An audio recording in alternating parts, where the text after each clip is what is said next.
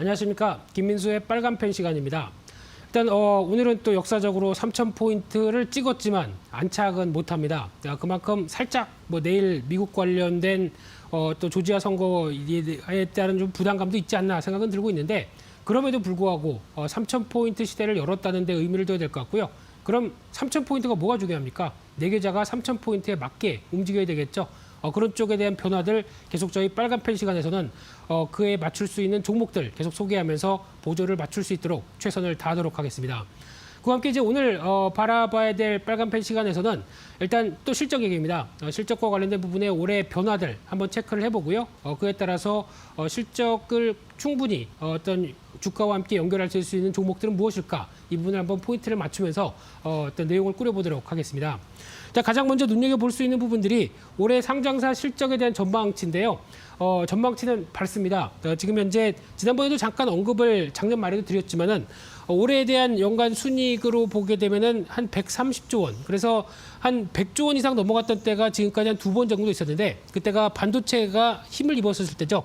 2017년도였었고 2018년도였 때고, 이때다 보니까 그에 걸맞게 올해도 거의 한 연간 순이익이 한 130조 원까지 넘을 것이다라는 기대감이 상당히 크죠. 그러면은 일단 지금 시장에서 코스피가 이렇게 강하게 올라왔다고 하더라도 PR이 부담이다, 실적이 그만큼 될까라고 했던 부분에 대한 해답을 주기 시작합니다. 그러면은 실적이 이만큼 올라오게 되다 보니까 그만큼의 어떤 밸류 부담들은 덜하겠죠. 그런 쪽에 대해서 올해에 대한 시작은 나쁘지 않을 걸로 일단 전망이 이어지고 있는데, 그러다 보니까 어떤 그 흐름으로 보게 되면은 일단 올해 이 작년도 그래도 좀 약간 좀 떨어지는 모습들, 왜냐하면 코로나19 때문에 약간 좀 부담감이 있다고 하더라도 선방했었죠. 그런데 작년보다도 훨씬 더 거의 한 46% 이상 순이익이 좋아질 것이다라고 바라보고 있는 상황들이고, 마찬가지로 코스닥도 작년보다 한 6조 7천억 정도, 그래가지고 50% 이상 좋아질 것이다고 바라보고 있는 상황이기 때문에 지금 이제 코스피 3,000, 코스닥 1,000 이게 무리가 아닐 수 있다라는 쪽에 대한 근거가 될 수 있다는 점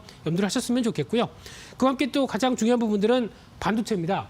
기승전 반도체죠. 국내 시장은 이 부분이 확인이 된다라고 하게 되면 조금 더 어떤 변화가 나올 수 있는 모습들인데, 업종 수익 전체 한 30%를 담당할 걸로 보여지고 있고요.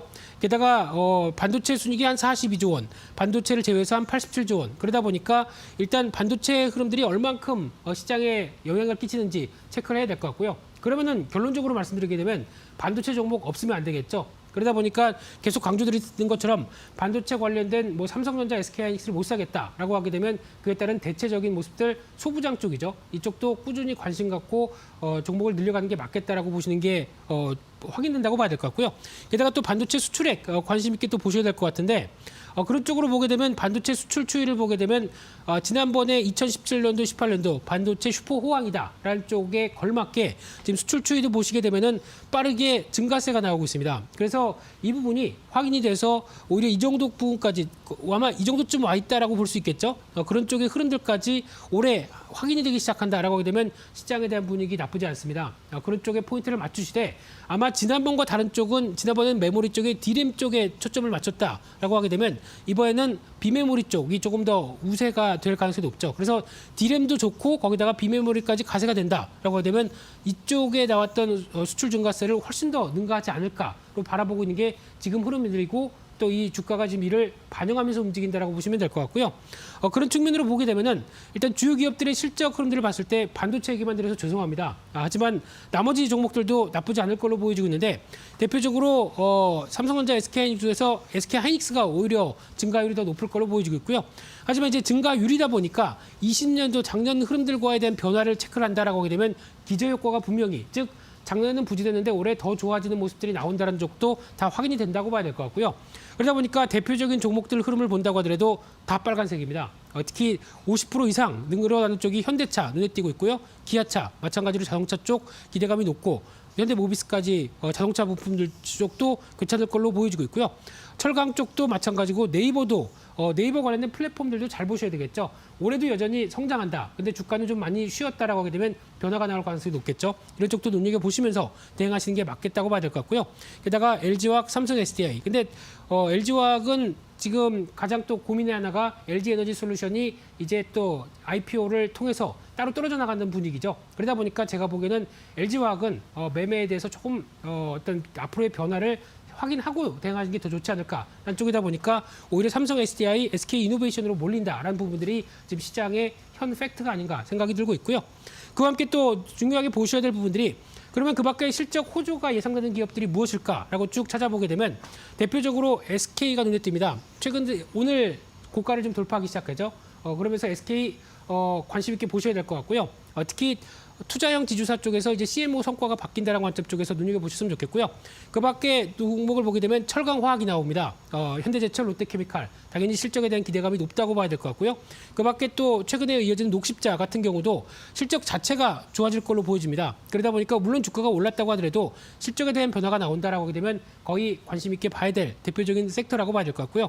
그 밖에 KMW 서진 시스템 이런 쪽은 약간 어떤 통신 쪽이죠. 근데 5G 관련된 쪽에서 일단 저희가 몇 번 정도 실적이 좋을 것이다 아니다 뭐 몇 번 정도 왔다 갔다 하다 보니까 신뢰감이 좀 떨어졌습니다. 그래서 이런 부분들을 적어도 한 4분기에서 1분기까지 실적에 대한 변화가 유지되면서 수주가 또 중요하겠죠. 이런 변화가 나와야 주가도 추가적인 변화가 나올 수 있다는 점들 눈여겨보셨으면 좋겠고요.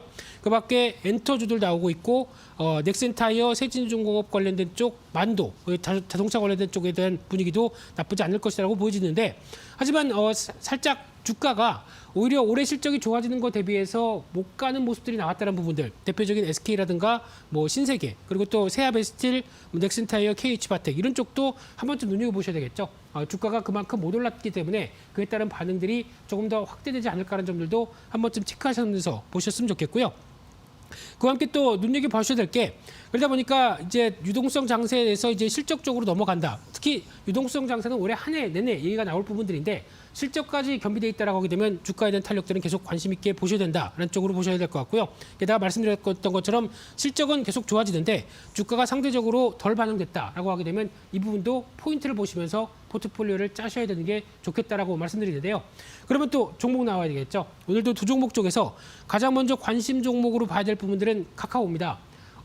그렇게 카카오 얘기를 작년에는 별로 안 했다가 올해 들어서 처음 말씀드리는 것 같은데 보셔야 됩니다. 왜냐하면 지금 작년도 성장세 뚜렷했고요. 올해도 7,500억까지 영업이 늘어난다라고 하게 되면은 지금 거의 두 배씩으로 계속 성장하는 모습들이 확인이 되죠. 두 배는 아닙니다만 두 배에 가까운 성장세를 보인다라고 하게 되면 주가는 정체를 보였는데 이제 다시 변화가 들어온다라고 하게 되면 성과는 가시화될 것 같고 올해도 컨텐츠부터 금융 그리고 또 여러 가지 독보적인 플랫폼을 통해서 변화가 나온다라고 하게 되면 관심이 높다라고 봐야 될 것 같고요. 그래서 제가 보기에는 고가 돌파할 것 같습니다. 목표가는 한 50만 원대까지 보시면서 추가적으로 대응하시는 게 맞겠다고 봐야 될 것 같고요. 손절가는 36만 원대로 대응하면서 또 하나의 변화 확인하시는 게 좋겠다고 말씀드리고 싶고요.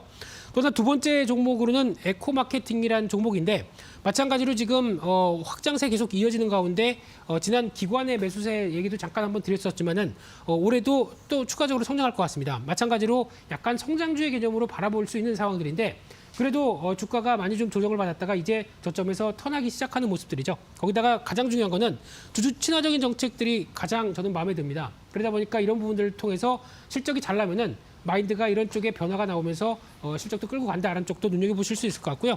그러다 보니까 목표가는 37,000원대 그리고 손절가는 27,000원대로 대응하시면서 추가적인 변화를 노려볼 만한 그 대표적인 실적 관련된 종목이 아닐까 이렇게 말씀드리겠습니다.